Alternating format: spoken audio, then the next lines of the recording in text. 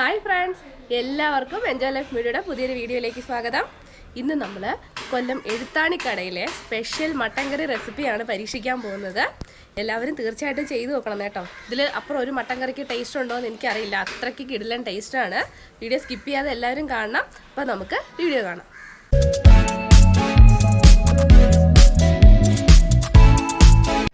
നമ്മുടെ എഴുത്താണിക്കട special mutton കറി തയ്യാറാക്കാനായിട്ട് നമുക്ക് ആദ്യം വേണ്ടത് 3 സവാളയാണ്. ഞാൻ ഇന്ന് 1/2 കിലോ മട്ടനാണ് കേട്ടോ എടുത്തിട്ടുള്ളത്. അപ്പോൾ അതിൻ്റെ അളവാണ് പറയുന്നത്.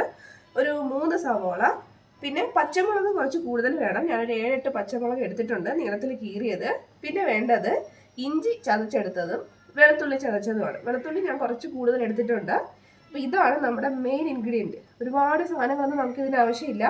അപ്പോൾ എങ്ങനെയാണ് നമ്മുടെ കറി ചെയ്യുന്നതെന്ന് നമുക്ക് നോക്കാം. നമ്മളിന്ന് 1/2 കിലോ മട്ടനാണ് എടുത്തിട്ടുള്ളത്. 1/2 കിലോ മട്ടൻ ഞാൻ നന്നായിട്ട് കഴുകി വൃത്തിയാക്കി വെച്ചിട്ടുണ്ട്. അപ്പോൾ ഇത് നമ്മുടെ എഴുത്താണി സ്പെഷ്യൽ കറി എങ്ങനെയാണ് ചെയ്യുന്നതെന്ന് നോക്കാം.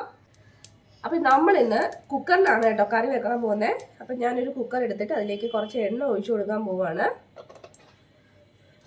ഇതുപോലെ തന്നെ നിങ്ങൾ ഫോളോ ചെയ്യണം കേട്ടോ, എന്നാലേ ആ ഒരു ടേസ്റ്റ് നിങ്ങൾക്ക് കിട്ടും.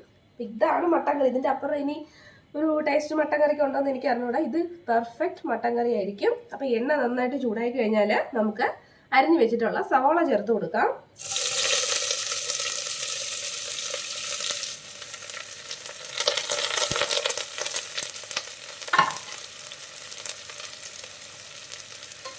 സവാള ചേർത്തിട്ട് നന്നായിട്ട് വഴറ്റി കൊടുക്കാം.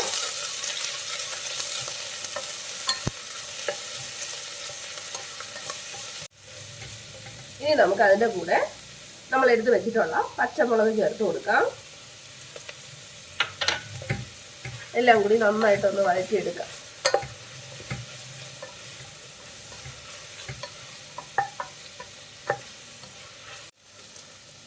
അപ്പോൾ സവാളയും പച്ചമുളകൊക്കെ ഒരുവിധം ഒന്ന് വാടിക്കഴിഞ്ഞാൽ നമ്മൾ എടുത്ത് വെച്ചിട്ടുള്ള ഇഞ്ചി ചതച്ചത് ചേർത്ത് കൊടുക്കാം.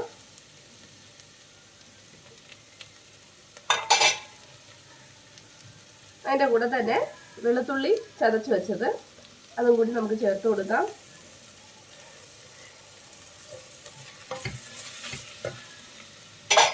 ഇനി എല്ലാം കൂടി നന്നായിട്ടൊന്ന് മിക്സ് ചെയ്തെടുക്കാം. അതിൻ്റെ ആ പച്ച ചുവയൊക്കെ ഒന്ന് മാറി കിട്ടണം. അപ്പോൾ ഇഞ്ചിയും വെളുത്തുള്ളിയൊക്കെ ഇട്ട് ഒന്ന് വഴറ്റി കഴിഞ്ഞാൽ ആ പച്ചമുളക് ഒന്ന് മാറുമ്പോൾ നമ്മൾ ചെയ്യേണ്ടത് അതിലേക്ക് കുറച്ച് വെള്ളം ഒഴിച്ചു കൊടുക്കണം. വെള്ളം ഒഴിച്ചിട്ട് ഈ ഉള്ളിയൊക്കെ നന്നായിട്ടൊന്ന് വേവിച്ചെടുക്കാം. ഞാൻ 1 ഗ്ലാസ് വെള്ളമാണ് ഒഴിച്ചിട്ടുള്ളത്. കണ്ടില്ലേ, ഈ വെള്ളത്തിൽ കിടന്ന് ഇത് നന്നായിട്ടൊന്ന് വെന്ത് വരണം. അപ്പോൾ ഉള്ളിയൊക്കെ ഒരുവിധം വെന്തിട്ടുണ്ട്. ഇനി നമുക്കതിലേക്ക് മഞ്ഞൾപ്പൊടി ചേർത്ത് കൊടുക്കാം. ഏകദേശം ഒരു 1/2 ടീസ്പൂണോളം മഞ്ഞൾപ്പൊടി ചേർത്തിട്ട് നന്നായിട്ടൊന്ന് മിക്സ് ചെയ്ത് കൊടുക്കാം.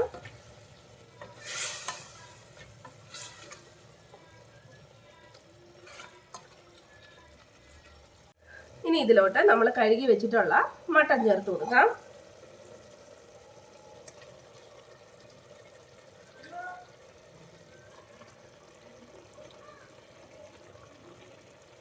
മട്ടൻ ചേർത്ത് നന്നായിട്ടൊന്ന് മിക്സ് ചെയ്യാം. ആവശ്യത്തിന് ഉപ്പും കൂടി ചേർത്ത് കൊടുക്കാം.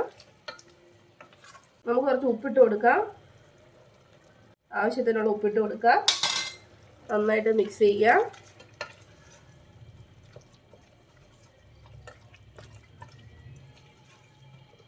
ഇത്രയായി കഴിഞ്ഞാൽ നമുക്കിനി കുക്കർ അടച്ച് വെച്ചിട്ട് ഈ മട്ടൻ നന്നായിട്ടൊന്ന് വേവിച്ചെടുക്കാം. ഒരു മീഡിയം ഫ്ലെയിമിൽ അല്ലെങ്കിൽ ലോ ഫ്ലെയിമിൽ 5 വിസിൽ വന്നാൽ മതി. അപ്പോഴേക്കും നമ്മുടെ മട്ടൻ നന്നായിട്ട് നമുക്ക് വെന്ത് കഴിയും.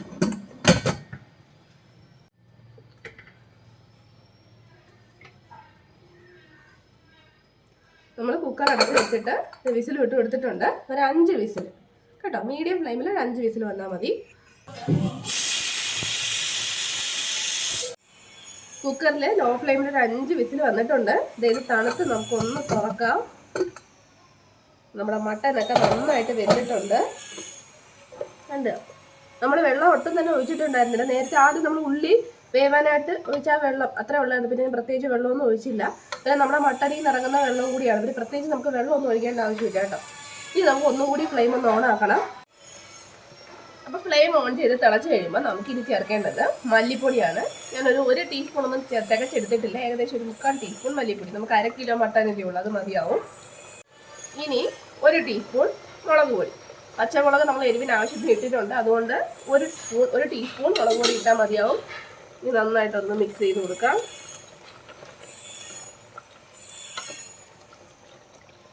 ഇനി ഇതിലേക്ക് നമുക്ക് കുറച്ച് മല്ലിയില കട്ട് ചെയ്ത് ഇട്ട് കൊടുക്കാം.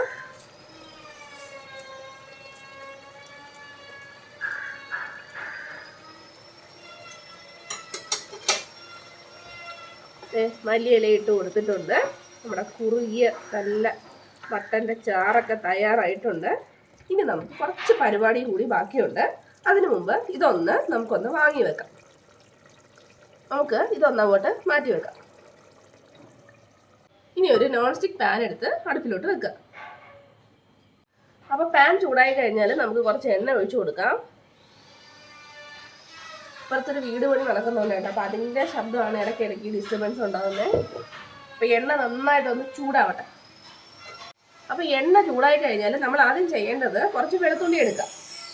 ഇനി തൊലിയുള്ള വെളുത്തുള്ളി ആണെങ്കിൽ ജസ്റ്റ് ഒന്ന് ക്രഷ് ചെയ്തെടുത്താലും മതി. അത് ഈ എണ്ണയിലോട്ടിട്ട് ജസ്റ്റ് ഒന്ന് വറുത്തെടുക്കാം.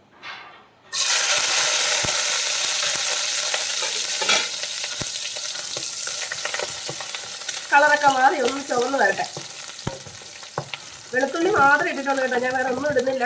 എണ്ണയ്ക്കകത്ത് നമ്മുടെ വെളുത്തുള്ളി ക്രഷ് ചെയ്ത് ഇടാം, അല്ലാതെ ഇടാം, അത് നിങ്ങളുടെ ഇഷ്ടത്തിന് ഇടാം. തൊലി ഉള്ളതാണെങ്കിൽ ജസ്റ്റ് ഒന്ന് ക്രഷ് ചെയ്തിട്ടാൽ മതി. നമ്മുടെ വെളുത്തുള്ളിയുടെ ഒരു ബ്രൗൺ കളറായിട്ട് വന്നിട്ടുണ്ട്. ഇനി ഈ വെളുത്തുള്ളി മാത്രം കോരി എടുത്തിട്ട് നമുക്ക് നമ്മുടെ കറിയിലേക്ക് ഇട്ട് കൊടുക്കാം. നമുക്ക് ആ വറുത്ത വെളുത്തുള്ളി നമ്മുടെ കറിയിലേക്ക് ഇട്ട് കൊടുക്കാം.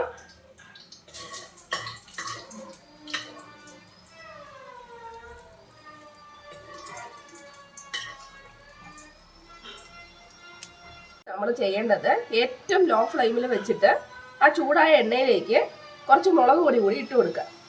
ഏകദേശം ഞാനൊരു 1.5 ടീസ്പൂണോളം മുളക് പൊടി എടുത്തിട്ടുണ്ട്. ഒന്ന് ചൂടാക്കി എടുക്കുക, കരിഞ്ഞു പോകരുത് കേട്ടോ. നമ്മുടെ മട്ടൻ്റെ അളവ് കൂടുന്നതിനനുസരിച്ച് മുളക് പൊടിയുടെ അളവ് കൂട്ടി കൊടുക്കുക. 1/2 കിലോയേ ഉള്ളൂ, അപ്പോൾ ഇത്രയും മതിയാവും. ഇനി നമ്മുടെ മട്ടൻ കറി നമുക്ക് നേരെ ഇതിലോട്ട് ഒഴിച്ചു കൊടുക്കാം. നമ്മുടെ മട്ടൻ കറി ഞാൻ ഇതിലേക്ക് ഒഴിക്കാൻ പോവുകയാണ്. അപ്പോൾ നമ്മളെ മട്ടൻ കറി അതിലേക്ക് എടുത്ത് ഒഴിച്ചിട്ടുണ്ട്. കണ്ടോ, ഇപ്പം തന്നെ കളർ ചേഞ്ച് കണ്ടോ.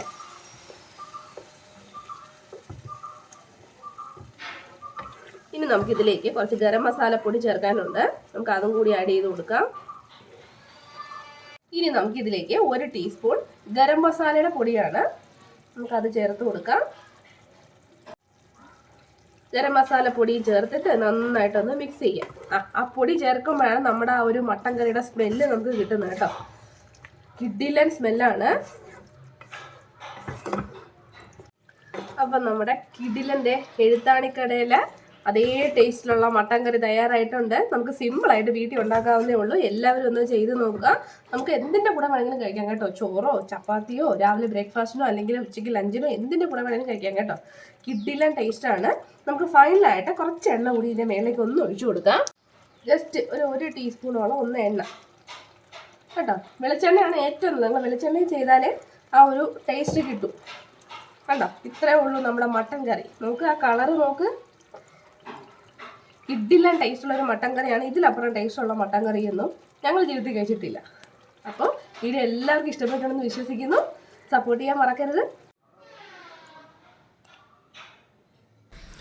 ഇത് നമ്മുടെ പ്ലം ആണ് കേട്ടോ, ആപ്പിൾ പ്ലം. കണ്ടോ, ഇപ്പം നമ്മൾ പച്ച നെല്ലിക്കയൊക്കെ തിന്നുന്നൊരു ടേസ്റ്റാണ്. പഴുത്ത് കഴിഞ്ഞാൽ നല്ല മധുരമാണ് കേട്ടോ. അപ്പോൾ വീഡിയോ എല്ലാവരും കണ്ടല്ലോ, എല്ലാവർക്കും ഇഷ്ടപ്പെട്ട് വേണമെന്ന് വിശ്വസിക്കുന്നു.